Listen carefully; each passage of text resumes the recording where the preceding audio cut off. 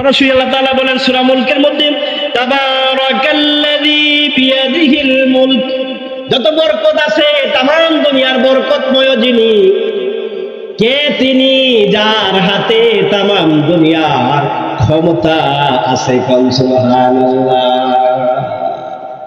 তাবারাকাল্লাযী বিয়াদিহিল মুলক, যার ইয়াদের মধ্যে, যার হাতের মধ্যে আছে মুলক, রাজত্ব, মুলকিয়ত আছে, তিনি হচ্ছেন সমস্ত কিছুর ক্ষমতাধর, সমস্ত বরকত তার থেকেই নাযিল হয়। কোন সুবহানাল্লাহ। এরপরে আল্লাহ রাব্বুল আলামিন বলছেন ক্ষমতা তার কাছে আছে, আর তিনি হচ্ছেন বাংলাদেশের মালিক, আমেরিকার মালিক না এমন নাকি? জমিনের মালিক, আকাশের মালিক না এমন নাকি? না না না, এটা ক্লিয়ার করে আল্লাহ বলেছেন ওয়া হুয়া আলা কুল্লি শাইইন কাদির। সুবহানাল্লাহ বলেন। সাত আসমান, সাত জমিন, আরশ, কুরসি, লাহু কলম, तमाम পৃথিবীর কোথাও এমন 1 ইঞ্চি জায়গা বাকি নাই যেখানে আমি আল্লাহ রাব্বুল আলামিনের ক্ষমতা সেখানে নাই, সর্বত্রই আমার ক্ষমতা বিরাজমান। এবার আল্লাহ রাব্বুল আলামিন বললেন এই ক্ষমতার মালিক কে? পৃথিবীর কোথাও কি আল্লাহর ক্ষমতা বাকি আছে নাকি? জান্নাতের মালিক কে? জান্নাতে হুর আছে, পাখির মাংস আছে, গুনাহ করা মাংস। আল্লাহ রাব্বুল আলামিন বলেন ওয়া হুরুন ঈন কামসালিল লুলুইল মাকনুন ওয়া লাহমি তায়রিন মিম্মা ইয়াশতাহুন। আল্লাহ রাব্বুল আলামিন বলেন জান্নাতের মধ্যে এমন কেমন খাবার আছে, পাখি আছে, পাখিগুলো ভুনা করা আছে। জান্নাতীরা যা চাবে সাথে সাথে পাখিগুলো মুখের ভিতরে আইসা ভুনা হয়ে হাজির হয়ে যাবে। সুবহানাল্লাহ। এক সময় এমন অবস্থা হবে খাইতে মনে যাবে না, পায়রা খাইতে মন যাবে না। ওই সময় আমার আল্লাহ রাব্বুল আলামিন ফেরেশতাদেরকে বলবেন আঙ্গুর গাছগুলোকে ঝুঁকাইয়া দাও, আমার বান্দার মুখের কাছে নিয়ে দাও, যাতে করে কষ্ট করে আমার বান্দা পায়রা খাইতে হয় না। সুবহানাল্লাহ। এমন অবস্থা হবে মানুষ খাইতে খাইতে বলবে আল্লাহ সাবায়া খাইতে মনে চায় না। আমার আল্লাহ রাব্বুল আলামিন ওই ব্যবস্থাও করে দিবেন, অটোমেটিক ঢুকাইয়া দিবেন, আর খাইতে থাকবেন। তামাম দুনিয়া খাইতে খাইতে খাইতে খাইতে সব খাওয়া হবে, কিন্তু একবারের জন্য টয়লেটের প্রয়োজন হবে না। কারণ আল্লাহ রাব্বুল আলামিন দুনিয়ার মধ্যে বাথরুমের ব্যবস্থা করেছেন, জান্নাতে কোনো বাথরুম টয়লেট রাখা হয় নাই। দুনিয়ার মধ্যে কনসার্টের আওয়াজের কারণে কথাবার্তা শোনা যায় না, ওয়াজ শোনা যায় না, মানুষের দুষ্টুমির কারণে। আমার আল্লাহ রাব্বুল আলামিন বলেন আমি জান্নাত এমন ভাবে তৈরি করেছি লা তাসমাহু ফিহা লাগিয়া, সেখানে কোনো সাউন্ড নয়েজ, দুষ্টুমি, কোনো প্রকার বিশৃঙ্খলার জায়গা জান্নাতে নাই। কোন সুবহানাল্লাহ। খাও দাও ফুর্তি করে থাকা তো জান্নাতে। ও ভুল ব্যাখ্যাকারী দুনিয়াবাসী, দুনিয়াতেও খাও দাও ফুর্তির জায়গা নাই। সকালবেলায় জমিনের মধ্যে রোয়া না দিলে ঘরের মধ্যে ধান আসে না, ঠিক কিনা কোন? অফিসে যদি না যাই মাস শেষে বেতন আসে না, এটা ফুর্তির জায়গা বুঝি না, পাগলের দল, ঠিক কিনা? চটকায় দাঁত পালা দিবেন যদি কেউ দুনিয়াটা মস্ত বড়, খাও দাও চট করে দিবেন। মস্ত বড় বলে এটা 3 বেলা খাইবার জন্য 16 ঘন্টা ডিউটি করে কয়বার এটা দুনিয়া বেলা মস্ত বড়। একমাত্র মস্ত বড় জায়গা হলো জান্নাত, যেখানে কোন প্রকার চাকরি নাই, ডিউটি নাই, শুধু খাবার খাবার আর খাবার। সুবহানাল্লাহ। এরকম বলেছিল কে? সাদ্দাতে। কে বলছিল? সাদ্দাতের নাম শুনছেন তো? হুদ আলাইহিস সালামের জামানায় এক সাদ্দাত, সে নিজে ব্যস্ত বানাইছে। কি বানাইছে? হুদ আলাইহিস সালামকে আল্লাহ বললেন হুদ তুমি যাও ওই সাদ্দাতের কাছে যাও, সে বড় রাজা, সে জালিম, তামাম দুনিয়ার রাজাদের উপরে সে জুলুম করে। প্রজাদের উপরে কি আদর করে? প্রজারা আদর করে? রাজার হয়ে জুলুম করে।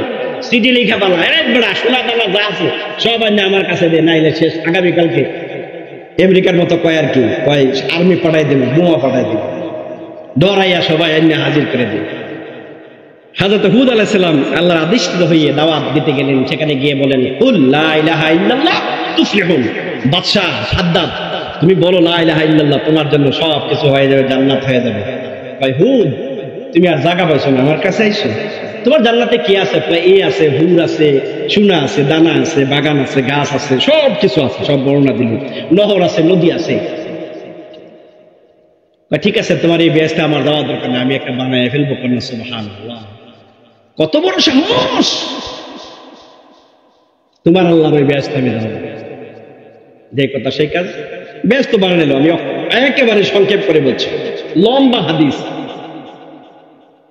এমন কিছু করছে, ফরমান জারি করে দিল, বেহেশতে যেহেতু সোনা দানা, ইয়াকুত, জবরজত, এসব কিছু দিয়ে বানাইছে। তাম দুনিয়ার যত জায়গার মধ্যে সব কিছু আছে, সব আইনা আমার কাছে হাজির করো, আমি বিশাল এক বেহেশত বানাবো।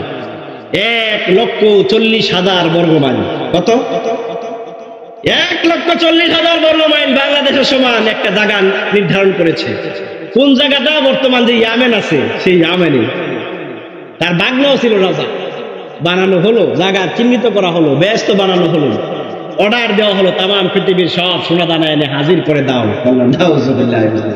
হাজির করা হলো, মিস্ত্রি লাগানো হলো। 3,000 মিস্ত্রি 300 বছর। কত বছর? 300 বছর কাজ করলেন। কত বছর? প্রতিদিন 40,000 গাদায় যতগুলো সোনা পিঠে করে আনতে পারে, অতগুলো সোনা দিয়ে ইটের গাঁথনি দিত, সে গাছ বানাইতো। এই যে সোনা দানা বেহেশতের মধ্যে যা বর্ণনা শুনছে, এই সব কিছু তৈরি করার জন্য কতটুকু সোনা লাগতো ডেলি? 40,000 গাদায় যত গান সোনা বহন করতে পারত। চিন্তা করে দেখেন কত বছর লাগছে। 300 বছর পর্যন্ত বানালো। আমার আল্লাহ রাব্বুল আলামিন বলেন, লিকুল্লি উম্মাতিন আজালুন লা ইস্তাখিরুনা সাআতাও ওয়া লা ইস্তাকদিমুন। প্রত্যেকের জন্য আমি টাইম দিয়ে তৈরি করে দিয়েছি তোমাদের জীবন খেলাটা। বাঁশি বেজে যাবে, রেফারি যখন ফু দিবে, খেলা শেষ হয়ে যাবে। ঠিক কিনা বলেন? আল্লাহ রাব্বুল আলামিন বলেন, আল্লাযী খালাকাল মাউতা ওয়াল হায়াতা লিয়াবলুয়াকুম আইয়ুকুম আহসানু আমালা।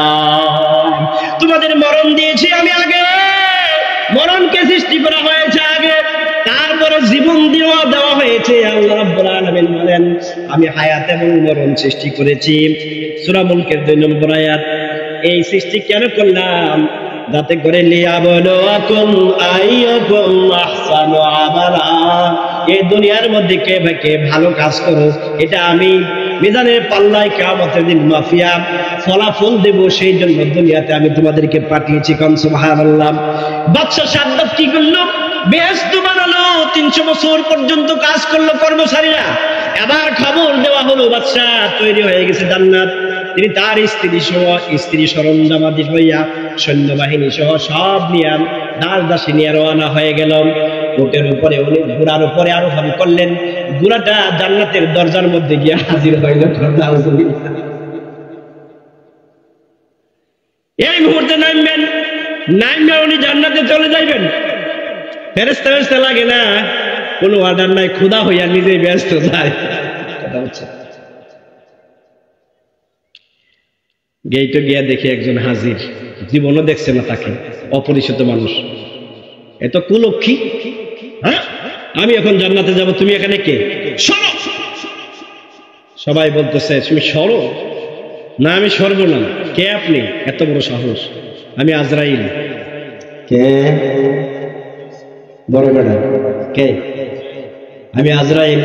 আজরাইল আজরাইল চক্ষু এবার সানা ভরা শব্দটির। আজরাইল, পায়ে ধরি, কেন এসেছো তুমি? কি খবর বলো? কোনো খবর নাই।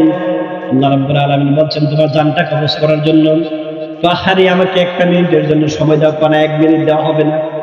আমাকে ঘোড়া থেকে নামতে দাও, আমি জান্নাতের মধ্যে পাওটা দেই। এত আফসোস করে, এত সোনা দানা খরচ করে আমি আল্লাহ রাব্বুল আলামিনের জান্নাতে যাব না করে উল্টা একটা জান্নাত বানাই দিলাম। ওইখানে আমি একটা পাও রাখতে অন্তত পক্ষে আমার আফসোসটা মিটাইয়া যায়।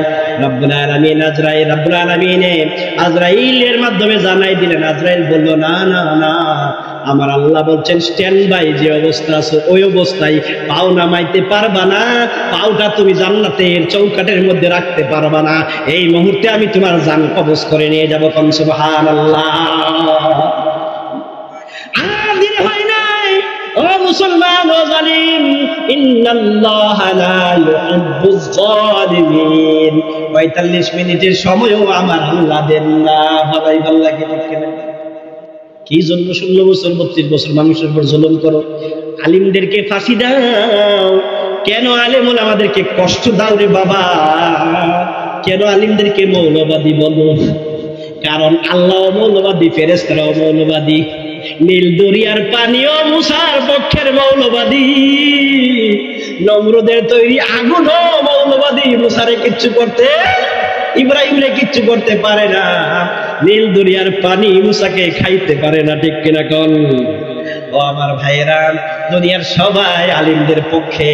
আমার আল্লাহ রাব্বুল আলামিন বলেন ইন্নামা ইয়াখশাল্লাহা মিন ইবাদিহিল উলামা। জান্নাত বানাইতে পারবা, ওই জান্নাতে পাও রাখতে পারবা না, কারণ আল্লাহ রাব্বুল আলামিন বলেন ইন্নাল্লাহা আলা কুল্লি শাইইন কাদির। আল্লাহর লগে পাল্টা দিও না। হুজুর আমরা তো আল্লাহর লগে পাল্টা দিই না। যারা হুজুররা যারা বাড়াবাড়ি করে, এরা যারা সংসদের চেয়ার স্যার, তার লগে আমরা লড়ালড়ি বাড়াবাড়ি। বলেন তো নবীজি কি সংসদের চেয়ারের বড়টা ছিল? উনি শুধু মসজিদের ইমাম ছিলেন নাকি পার্লামেন্টের ইমাম ছিলেন? কি ৩ বছর নাকি ইন্তেকাল পর্যন্ত? আবু বকর কি ছিলেন? মসজিদের ইমাম ছিলেন নাকি ইন্তেকাল পর্যন্ত উনি পার্লামেন্টের প্রেসিডেন্ট ছিলেন? আরে ভাইয়েরা বুঝো না কেন? মসজিদের যিনি ইমাম, পার্লামেন্টের ইমাম হবেন। সুবহানাল্লাহ। এটাই হলো নবী মুহাম্মদ সাল্লাল্লাহু আলাইহি ওয়াসাল্লাম, এটাই হলো আবু বকর, এটাই হলো ওমর, এটাই হলো উসমান, এটাই হলো আলী, এটাই হলো নবীজির দেখানো সমস্ত সাহাবায়ে কেরামদের সুন্নাত। সুবহানাল্লাহ।